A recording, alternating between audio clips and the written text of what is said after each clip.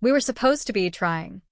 I downloaded the ovulation app, bought the LH test strips, and left the little sticks drying on the bathroom counter like I was waiting for a weather report. I logged symptoms with the seriousness of a lab tech. I let my husband, Ben, fold me into a hug after each, maybe this month, and pretended the ache in his voice was mine too.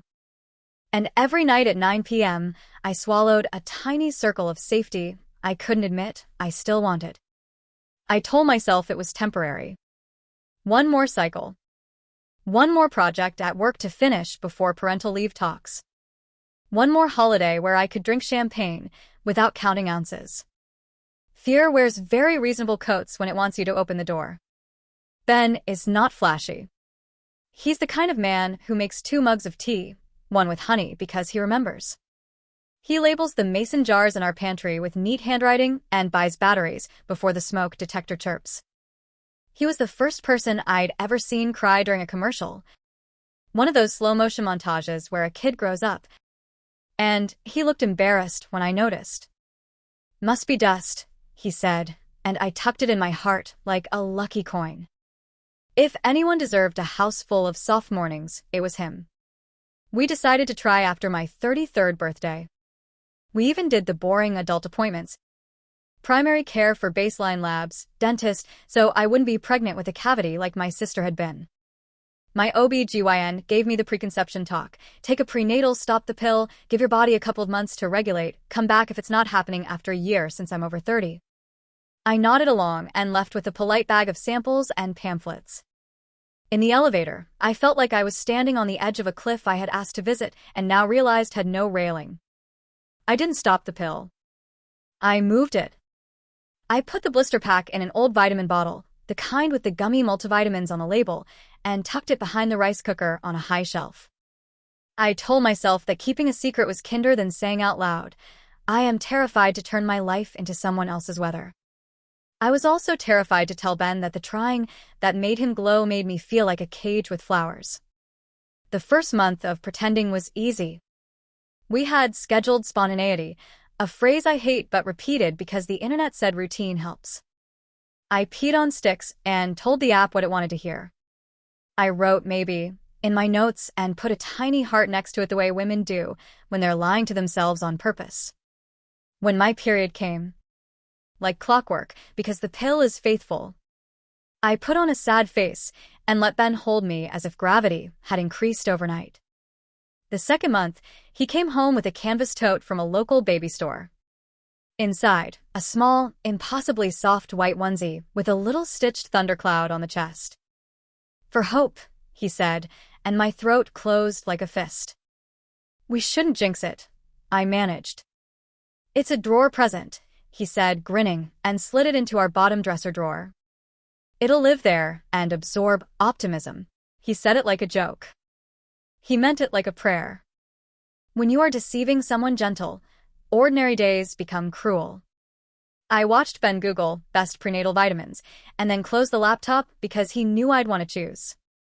I watched him start a budget spreadsheet with a new tab called Someday, and I wanted to throw my phone into the ocean. I swallowed my little circle of safety at 9 p.m. and told myself I'd stop the next day, and the next day, and the next.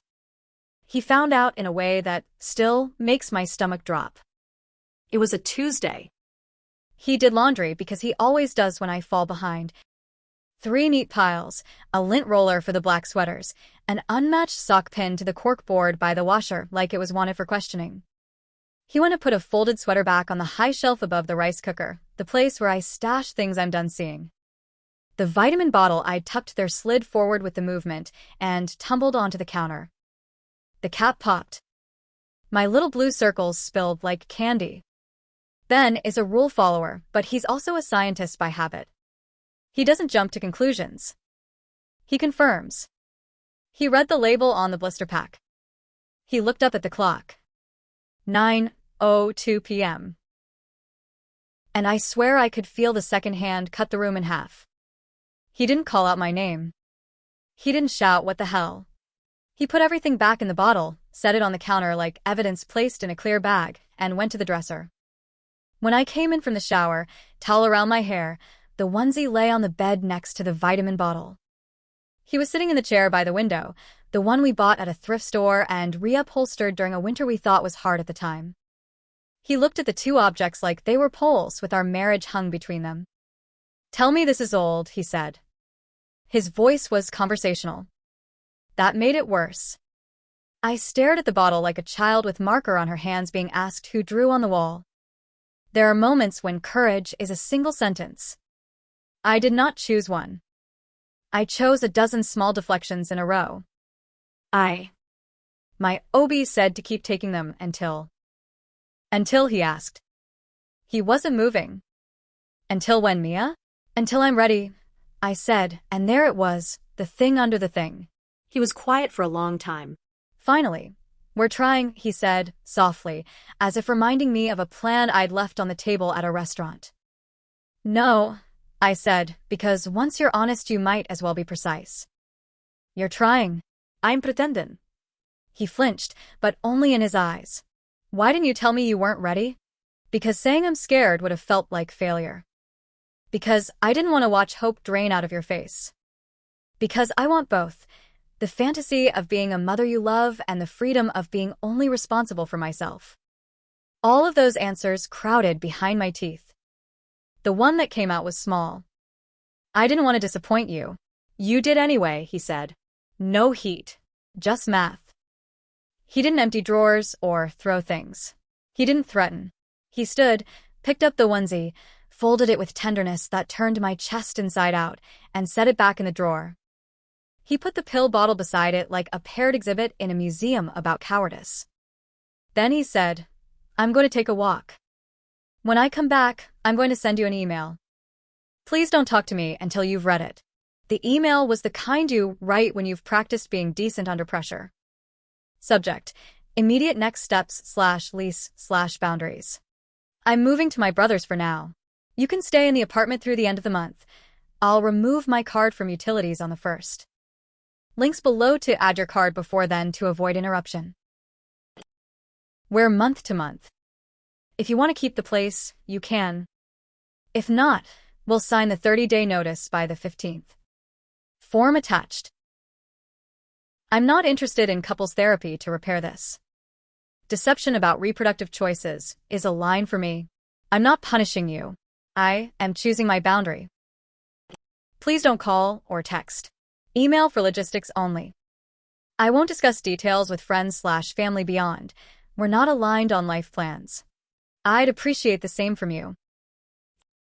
I'll come by Saturday 10 to 12 to get my things. No need to be home. If that window doesn't work, reply with 2 alternatives. He signed with B. It's funny how one letter can feel like a door closing.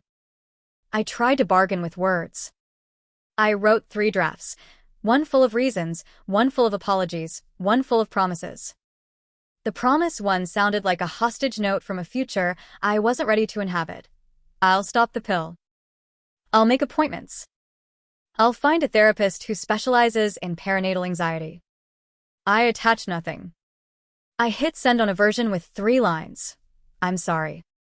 Elite. You didn't deserve it. He replied, received. Thank you for the clarity. I wanted him to rage. I wanted him to call me names I could tape to myself and shake off like a fever later. He refused to audition for any of the roles I tried to cast him in.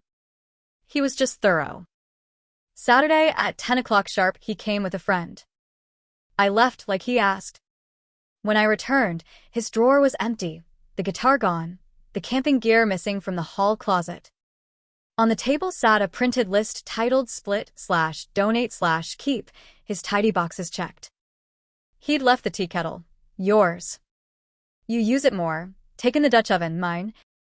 Gift for my sister. Split the wine glasses 4/4. On the dresser, the onesie, folded in the same neat square, and a post-it that said, I didn't feel right taking it. Do what you think is best. I brought it to my sister's house in a paper bag. She held it carefully like it might cry. You know this isn't about the pill, she said. It is, and it isn't. It's about whether someone can trust you with the weather. I cried into her hair and said, I'm the storm. In the days that followed, people sorted themselves into types. The ones who loved me asked if I was safe, if I was eating.